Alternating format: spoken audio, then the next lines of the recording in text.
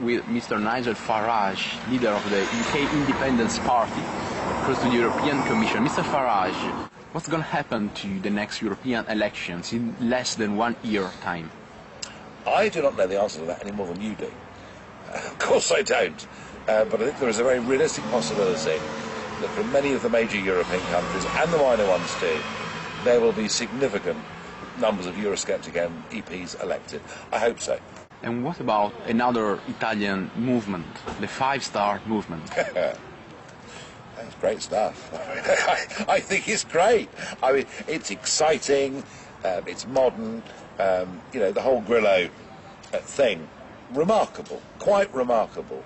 There are stories now I'm hearing that he's getting a bit tired, and I'm hearing all this kind of stuff. What I see with Grillo is that he's beginning to develop. I mean, it was a protest movement to begin with, okay, but what I've been observing is that he's developing a narrative, a story, which is very, very Eurosceptic, and believes that Italians should have an opportunity to vote in a referendum on whether their future is part of this Eurozone run by these idiots behind me. Please have another look. Idiots behind me. And I just, I wish Mr. Grillo all the luck in the world. I've not met the man, but you know what? I'd rather like to. Would you like to be in the same political group with Mr. Grillo movement? That is taking this too far at this current stage. But I repeat, I'd like to meet Mr. Grillo and have a conversation with him. I think he's got something to offer the people of Italy that virtually nobody else has. Is this an open invitation to him?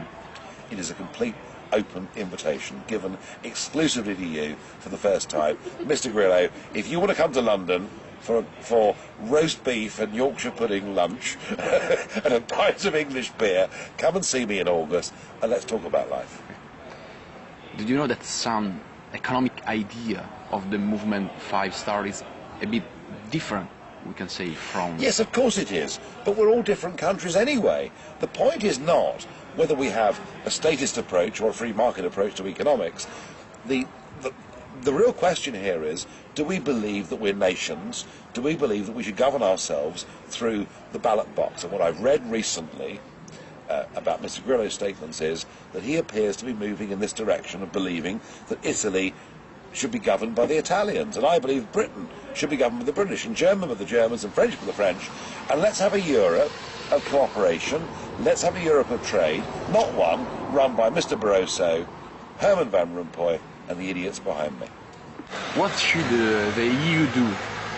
Break up the Eurozone, number one. Recognise that, without doubt, Spain, Portugal, Greece and Ireland could never have fitted. Have a debate about Italy. Well, I think the jury's still out, although I begin to think as time goes on, Italy can't survive inside the Economic and Monetary Union either.